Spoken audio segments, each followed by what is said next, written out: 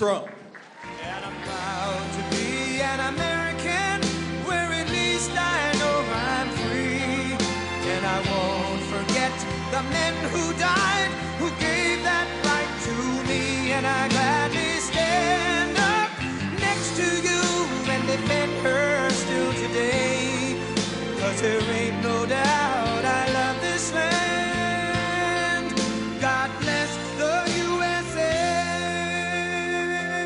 Thank you very much, everybody. Thank you. What a great group this is. Your team is doing very well, Bob. Good quarterback, good coach. It always helps. Having a good coach and a good quarterback is a very good thing, historically. I want to thank Secretary Marco Rubio, who's my friend and a very talented man who works very hard, and his wonderful wife, Jeanette, for hosting us this evening as we... Thank you, Jeanette. Great job. As we celebrate the 2025 Kennedy Center's honorees, and they are great honorees. Sylvester Stallone. There he is. Look at him.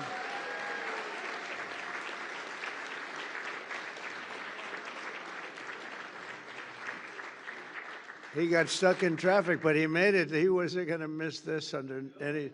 We heard he was walking up. I said, okay, now we can start. You look great. Thank you both very much. Jennifer, thank you very much. George Strait. Thank you, George.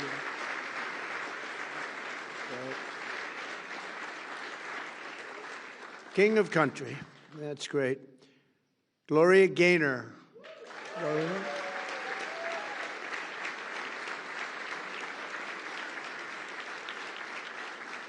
Fantastic, Chef. You look so well. Thank you very much, Gloria. The legendary Michael Crawford.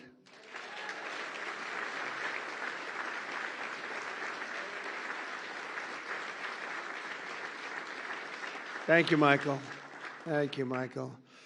That's some job. Thank you very much, Mrs. Crawford, for being here with your two beautiful daughters. Really an honor to have you. I don't want to say how many times I've seen you in Phantom, but, you know, when you have a great artist, it's true with paintings, it's true with music, it's true with dance. Every time you see it, it gets better, and you see things you've never seen before, but I've seen you many times, and there's never been anybody like you. Thank you very much, Michael. Congratulations.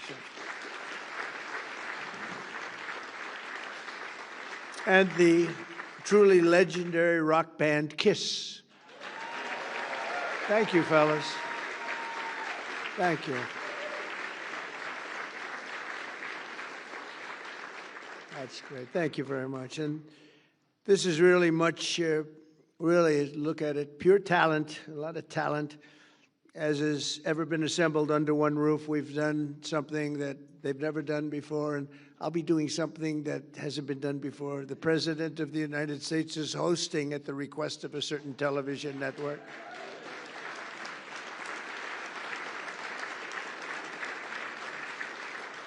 And I'm doing it because I feel it's very important that we all get out and do something. And if that can make a difference, that's tremendous. But we have such wonderful people, and I don't mind doing it.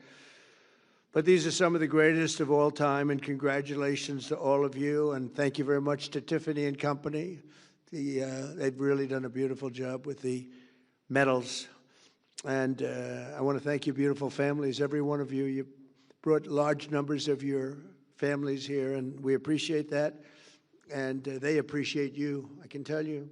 A very special thanks as well to our terrific Kennedy Center Board of Trustees, along with Executive Director Rick Grinnell. The Board of Trustees has been amazing. It's got to be the hottest board, or I don't know, the Supreme Court is pretty hot. I always say the Supreme Court, the U.S. Senate, the NFL Owners Committee, I think that's pretty good too. But I think the board of the Kennedy Center is turning out to be, we have so many people that want to get on. I have so many enemies now because they want to be on the board, and I'm sort of saying you can't have it. Can't get any more. But Rick, you've been fantastic, and Ambassador Sergio Gore, who's now going to India. Good luck. We may never see you again. 1.5 billion people. Think of that. 1.5 billion. Can you handle that, Sergio? I think you can. You can handle anything. But you're going to be dealing with a very special leader, as you know, a friend of mine, and you're going to do very well. He's very happy that you're going to be the ambassador, so good luck. You're going to be making your journey in 2 weeks. Good luck. I may never see him again. It's very sad. Also, I want to thank Secretaries Howard Lutnick, Doug Burgum, FCC Chairman Brendan Carr, my daughter Tiffany and her wonderful husband Michael, and so many other distinguished guests. We have so many people here, senators. We have other secretaries, and I'm just seeing some of you in the crowd. You are a good-looking crowd. I also want to thank everyone here tonight who has so generously supported our effort to restore and revitalize the Kennedy Center. It was in rough shape to a lesser extent, but the White House was in rough shape. You know, we're bringing the White House back room by room, and they sort of laugh when they say, well, the Lincoln bedroom, we had to fix it up. It wasn't looking too good, but we fixed it up, leaving it the way it was, but fixed up. It's in tippy-top shape. You know, I always used to say, it's got to be tippy-top. But you had a lot of other presidents that weren't into that. I've always been into it. The Oval Office has reached a new level. The Cabinet Room, everyone wants to see the Cabinet Room, and it's so beautiful now. We took some of the paintings that were downstairs in vaults. They have big vaults. They have 2,000 paintings, over 2,000. We have great curators, 7 of them, and they love the place. Some of them have been there for 40 years, and if they don't like you, you don't get the painting you want. You don't get the Declaration of Independence brought up into the Oval Office. A couple of other presidents suffered without it because they said, I'm not going to be able to do it. But they've been great.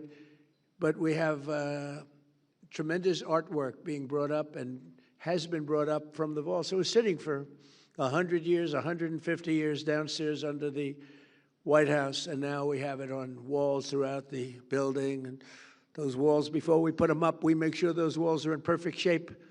I say, you got to make sure these walls are up before you do anything. And we've done a lot of work. We've redone great marble floors that were beat to hell. We've done not good floors that were out of one-by-one boxes from certain stores that are not very good. They shouldn't be there. Those floors should not have been there. And we've replaced them with the most beautiful marble, statuary marble. They call it in Italy statuario. Great white and black marble that forms Greece and big parts of Italy. And Italy, during a time when Italy was extremely strong, and Greece, when Greece was Greece, and they had that, and we now have that in the White House, replacing one-by-one tiles that were not good. But we've fixed the White House, and we've fixed the Kennedy Center. The Kennedy Center has some work to be done. We've worked very hard on it, actually. I spent a lot of time there with contractors. I mean, I go around. I have 2 jobs. I have a construction job, which is really like relaxation for me because I've been doing it all my life. But we're fixing the Kennedy. I said, you need a new roof. And he said, sir, there's a lot of water coming down. You know, they didn't know. You need a new roof. It's been there for like 45, 50 years. And we're doing everything. We're doing brand new air conditioning. Carrier's been so incredible. They made a donation, a big donation on the ballroom. We were bidding out the ballroom, and Carrier came along, and they said, sir, we'd like to contribute the air conditioning for the ballroom. It was like $17 million. It's a lot of air conditioning and heating. And a great steel company came along and said, sir, we'd like to contribute the steel. That's a big steel. That's a big account. And we had Caterpillar Tractor come along and said, sir, we'd like to contribute all of the tractors, all of the excavation equipment, and all of the lifts and generators and everything else you have in the ballroom, because it's got a lot of very complex equipment that you wouldn't think of. So I want to thank Caterpillar and others. Others are going to be made public, but they've really been very gracious, and we're having the same thing happen at the Kennedy Center. They view it as a very important thing, and we have marble experts, some of the greatest marble people anywhere in the world, and they're taking this marble that was in such bad shape that everyone said, we have to rip it down, we have to take it down. No, the marble is great, big, beautiful slabs. You don't get them like that anymore. It's very hard. Giant, they call them the giant slabs. They don't make them. but with tender, loving care. And I always say, remember, if you take 1/100th of an inch off the top of the marble, you have brand new marble. People don't know that. They see the marble and they say, oh, the marble's stained or the marble's gone. I say, no, no. If you go just a little bit, if you take just a little bit of that skin off and you get it down, it's called grinding, you grind it down just 1/100th of an inch, you have a brand new slab of marble. And you've saved a little money, to put it mildly, like millions. The marble job was going to cost $59 million. They thought we had to take all the marble off the building and replace the marble with new marble. It was going to cost 59 to, we had prices from 59 to 75 million. I think I'm going to spend $1 million to have it made beautiful. And what you replace it with was not nearly as good as what we already have. So it's sort of, I don't know, I like to tell you those little construction, because we talk politics all the time, and I like politics too. I said to somebody the other day, am I a better politician or construction real estate person? And they didn't know how to answer that question. I'm not sure how to answer it either, if you want to know the truth. But I actually get great relaxation out of fixing the White House and fixing the Kennedy Center. And it takes a little time, but not really, because it's time that some people want to rest. I don't really want to rest. I want to do things. And to me, it relaxes me. It's almost like, it's really almost better than resting. And we're bringing these places of great distinction, we're bringing them back. And the Kennedy Center is going to be incredible. Within 10 months, I mean, you're going to see, we've already done tremendous amounts of work, but within 10 months, you're going to see something that you'll really be amazed at. You know, one of the things with the Kennedy Center, because this is really honoring that tonight, but the sound is great. And if you don't have good sound, Lincoln, I don't want to say anything bad about Lincoln Center, but they've had a lot of problems over the years with sound. A lot of you, some of you on that board, you're here tonight. It's a very distinguished board also. But as you know, they have at Lincoln Center, they have a sound problem, and they've rebuilt one of their great buildings because the sound was always bad, and they can't get it right. They can't get it right. It's a very hard thing to do. There's a little luck to that. You know, you have to be a little bit lucky. And some of the greatest opera houses in the world in Europe were built 200 years ago, 300 years ago, and they had no sound engineers in those days, but they did have a lot of marble and stone. And marble and stone make really for great sound. I see we have Gloria, we have Kiss, we have George Strait, we have, think of it, we have the great Michael Crawford, and they know what I'm talking about probably better than anybody else in the whole world. But it's, sound is a big deal. And if you don't have it in a building, you pretty much never have it. They rebuild it, they spend millions and millions of dollars, they take it apart. They put up new walls, they put up new seats, they put up new everything, and they open it up, and it's a disaster. And the one thing with Kennedy Center, they have great sound. They've always been known to have great sound. And we're putting up large slabs of marble in a couple of the great halls, and it's already, we did some testing. It's made it, as good as it is, it's made it even better. Marble can do that. So we've reviewed everything you have to review and reverse the decline of this cherished institution. And the Kennedy Center was really, boy, the money they spent over the years. They spent so much money, and you couldn't see where the money was spent. We're still trying to find out where did they spend all that money, but they didn't know what they were doing, and it's a shame. And we almost lost that building. That building was very close, structurally and every other way. We've totally reversed it, and now it's going to be in great shape for another, literally for 100 years. It's going to be in great shape. It's going to be in better shape than ever before.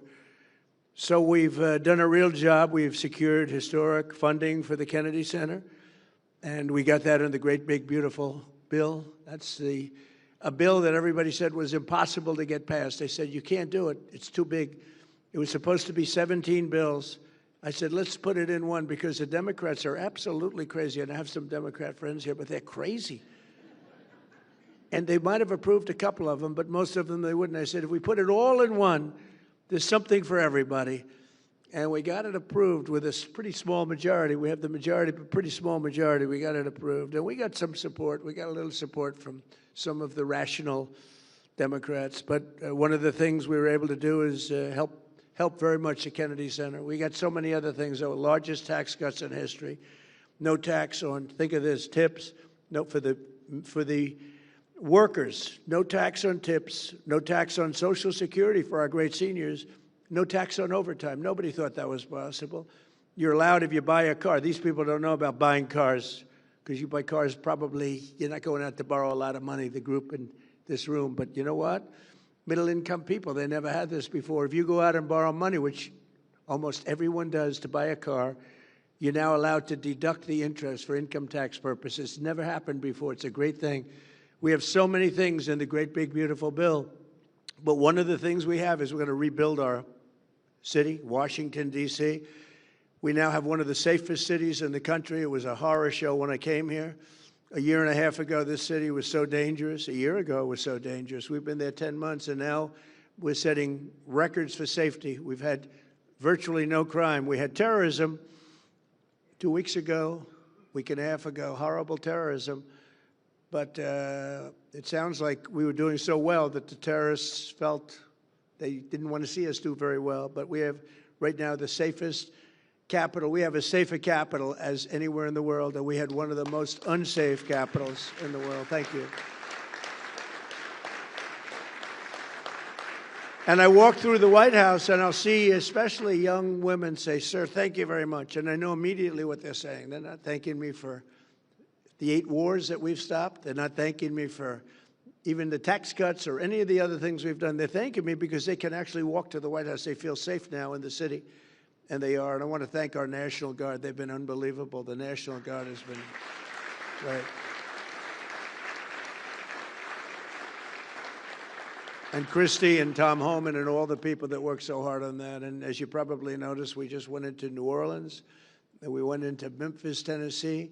We went in a light way because we have a lot of opposition there with these people. They want to have crime. I mean, it's the craziest thing, Chicago.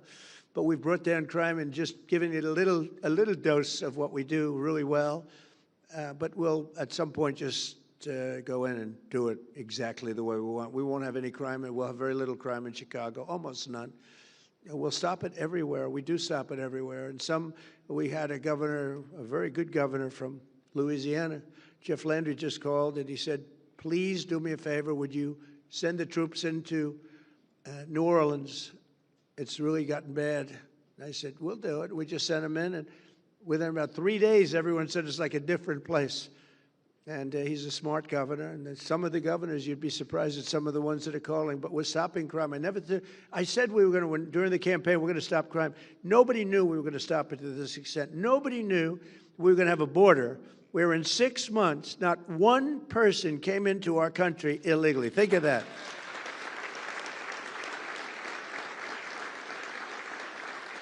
So we went from the worst border where millions and millions, 25 million people over the course of the 4 years came into our country, many from prisons and gang members, drug dealers, mental institutions. They came into our country, getting them out, have to get them out.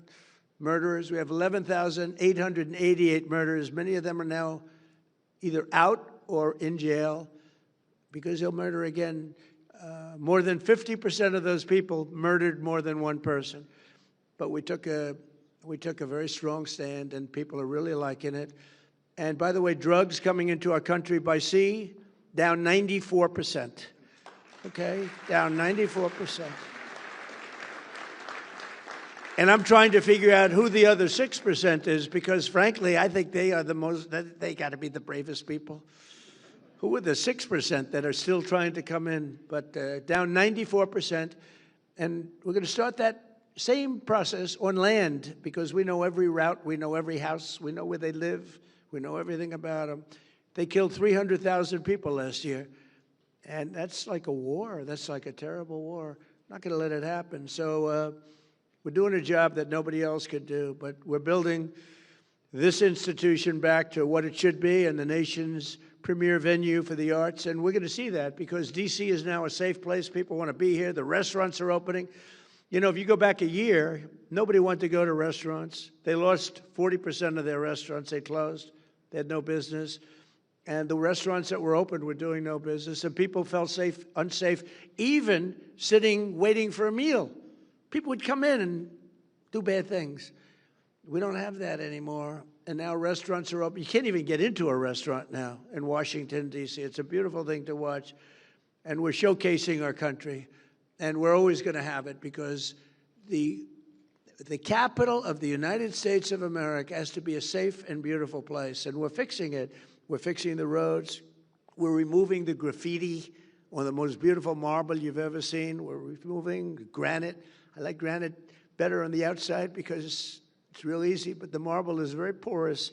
During the Biden administration, they sprayed a lot of red paint on a lot of white marble, and you still see it, you know. They worked real hard to get it off, but it goes down deep.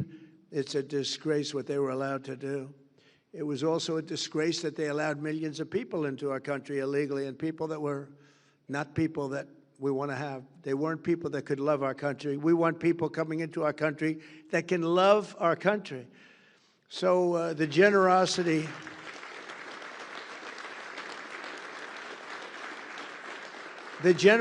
of so many outstanding donors, and Rick mentioned some of them, but we've had so many people that just are so generous. It's been really incredible. And as you know, this is America's 250th anniversary. So we have all of these people, and next year is right around the corner, and that's going to be big. Then we have the World Cup coming, and we have the Olympics coming. And, you know, I got the Olympics, and I got the World Cup. I cannot take credit for getting 250 years. That was just, we sort of lucked out. I tried to do that, but it didn't work. We lucked out, but the 250 is going to be incredible. In fact, we're having, on June 14th, we're having a fight. All of the greatest champions in the world, the UFC fight, they're building an arena in front of the White House, if you can believe it. Then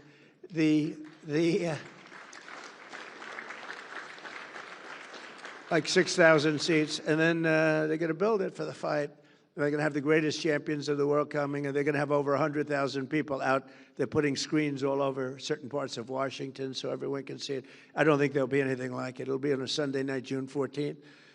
Flag Day happens to be my birthday, but I didn't do it for that reason. Just it actually, sir, we like the June 14th date. I said, you know, it's my birthday. They didn't know it, but they picked it. But it's, I'll take a little heat on that, but it's not that.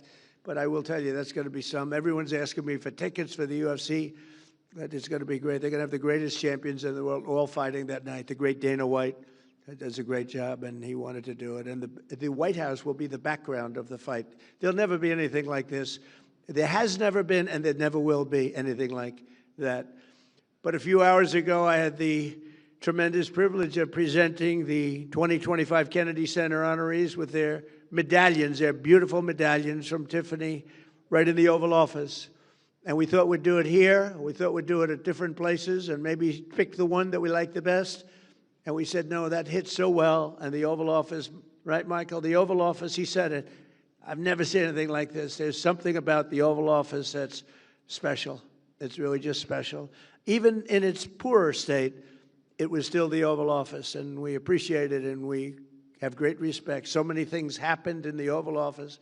And they got to see the beautiful cabinet room, which we've brought back to life like it should be. Beautiful. It's a beautiful room, and it's really a beautiful room once again. Actually, more beautiful than it ever was. It was never like this. But the American people are proud of our country. We're proud of our beautiful White House, and we're proud of our beautiful Kennedy Center. And now you have it at the top of the line. The lives they've led, these wonderful people that are here tonight, the legacies that they forged have become integral part of Americans' priceless cultural heritage. All of the people that we honor tonight are such beautiful words. I mean, you're priceless. It's a cultural heritage that you've created, each of you in a very different way, most of you in a very different form, catering to different people, frankly. But you add it up, and it's 100% of our population. Each of them has given us treasures that will be passed down to every future generation. And I don't think you even appreciate what you've done. I don't think you really appreciate your greatness. Decades and even centuries from now, people will still watch and admire the films of Sylvester Stallone. There's nobody else can do those films. Nobody can do it.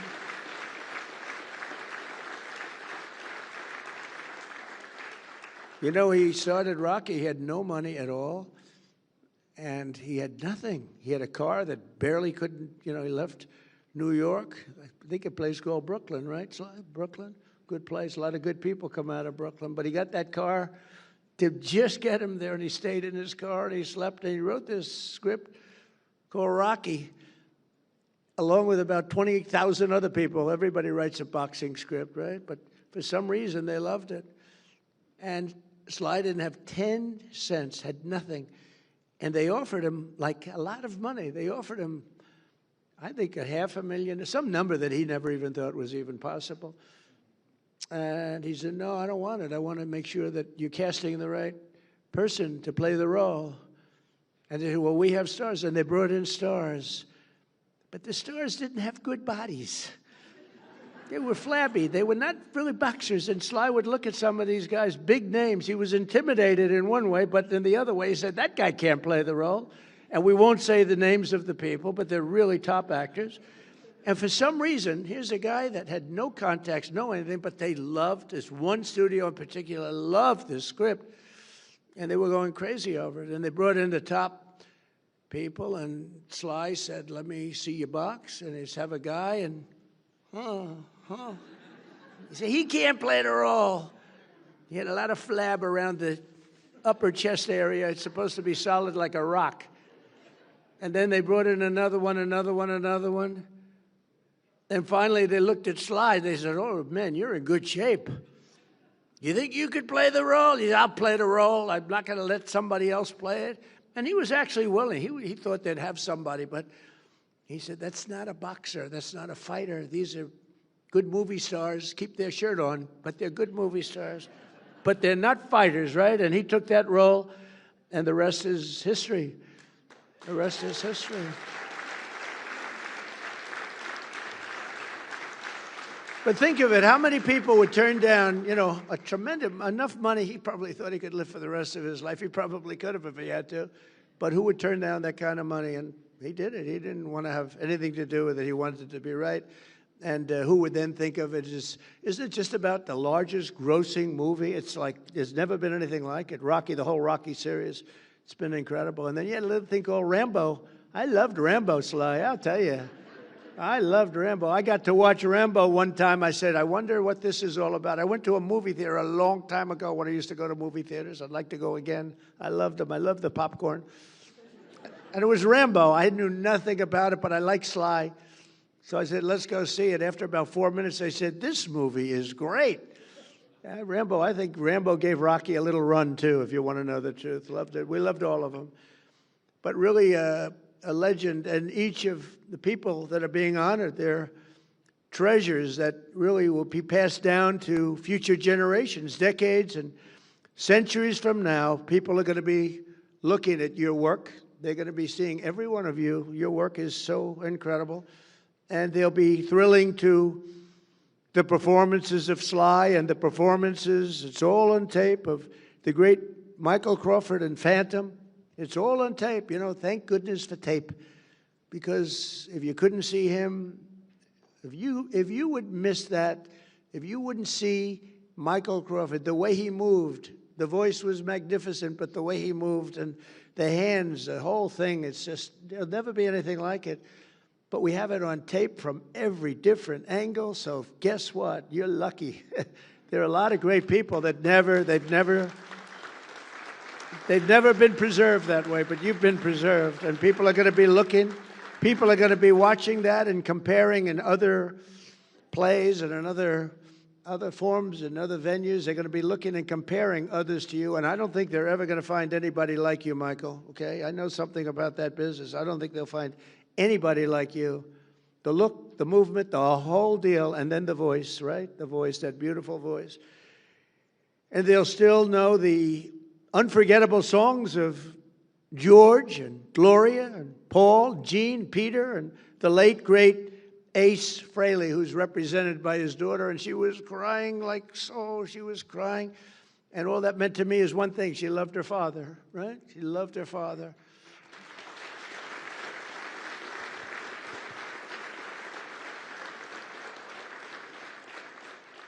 And the guys loved him. That band has stuck together for a long time. I've known a lot of bands, and They don't last too long. They're gone, much to the detriment of themselves, actually. But these guys get along, and I was watching. I love to watch people.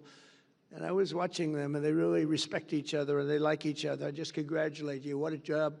What a job you've done. What a great job. Thank you all. I've known Gene for a long time, and I've known the others for shorter periods of time, but they're real talent. And tonight they're really appreciated. The world has seen it, and the world is now watching. They're watching. The whole world is watching this.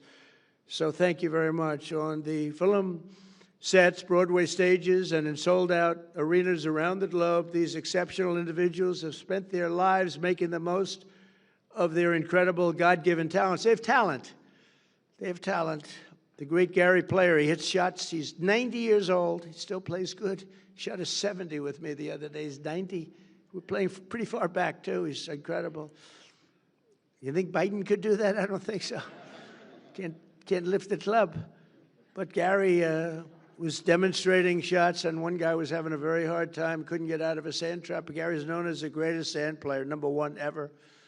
He got down in the U.S. Opens, 2 U.S. Opens back-to-back. He got down 69 out of 71 times. I would say that's good. Even if you don't know anything about golf, you'd have to say that's good. But he got down, and this poor man that I was with, he was blessed with talent, but not golf talent. And he cannot get out of a trap. It was sad to watch. And Gary says, "You don't understand." And he dropped 5 balls. Ping, ping, ping, ping, ping. Every ball right next to the hole. And this guy, and he tried it. He hit the ball a foot. He hit the next one over the green like by 50 yards. The whole thing was a disaster. He said, "Well, here's the problem. I've got talent, and you don't." And that's what's true about you. You have talent. These 5 groups and people, they have great talent. And if you don't have talent, to be honest with you, there's not a damn thing you can do. You can get a little better. But if you don't have talent, there's not a damn thing you can do about it. All you can do is try and find something else where you do have talent. But I just want to thank that, you shared these gifts, because you're really sharing a great gift with the world. And maybe tonight more so than any time in your career you've shared tonight, because tonight the whole world is focused on you. I want to celebrate all of this together, and tomorrow we pay tribute to them magnificently, and they're going to see something really special, and it's so great to have this at the Kennedy Center. I want to thank, as you know, FIFA for the award they gave me, but more importantly for choosing the Kennedy Center. We had over 1 billion people watching they were choosing the teams, which team is playing the next team, and you can imagine the thrill. But Johnny, who's the commissioner, he's a fantastic guy.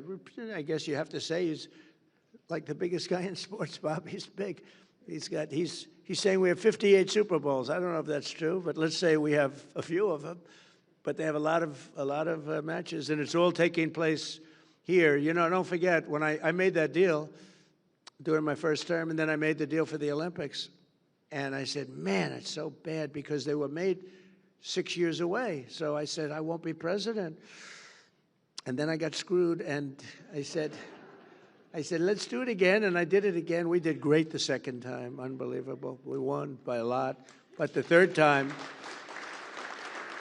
we won by 10 million votes. But it was a COVID era. A lot of things happened, and a very crooked election, a lot of crooked people. But I said, we got to do it again. That's why we never give up. These people have never given up. They don't give up. Bob Kraft never gave up. Did you ever give up, Bob? I don't think so. Bob Kraft, have you ever given up, Bob? Look at him. He had a lousy team last year. He didn't know what to do. And now he's leading the NFL again. I'm sure your other owners are extremely happy for you, though, Bob, right? They're thrilled. They're just thrilled. But no, people don't give up. The real winners need the talent, but don't ever give up. But as chairman of the Kennedy Center, as president of the United States, and as a true fan of each of these incredible celebrities, but great performers, much more than a celebrity. You're much more than a celebrity. It gives me tremendous pleasure to congratulate them once again and say thank you for your incredible career. Thank you for gracing us with this wisdom and this genius that you have. That's what it is, every one of them. And the First Lady who you saw yesterday and you're going to see again tomorrow. We're going to be having a good time. She congratulates everybody. She's focused on Christmas decorations at the White House, where she's done a great job. And actually, the press has treated us very good. The first year, the trees were white and beautiful, and the media said, "Why white?" So I said, "Listen, do something that's more known." So the next year, we did green. And they said, "Why aren't you doing white? We like the white better." The next year, we did red. We got killed with the red.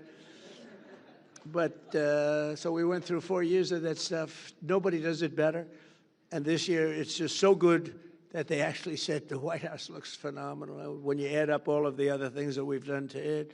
You know, I tell people, for the first 4 years, I was the hunted.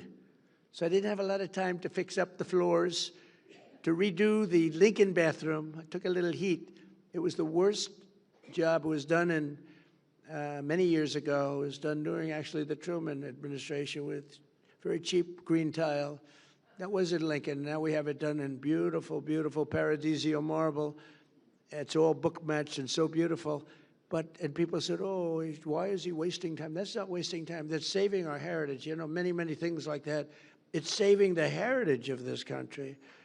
And it's so important. But I'm just going to leave you with the fact that this is a very brilliant and very important group of people that are in this room tonight. A lot of people wanted to be here, and the ballroom's very small, Marco. I mean, this is like, you know what this is? About 1/10. This is Section A of what's being built. This is like a little corner, but it is beautiful. And I have to say this: Marco Rubio is a great Secretary of State.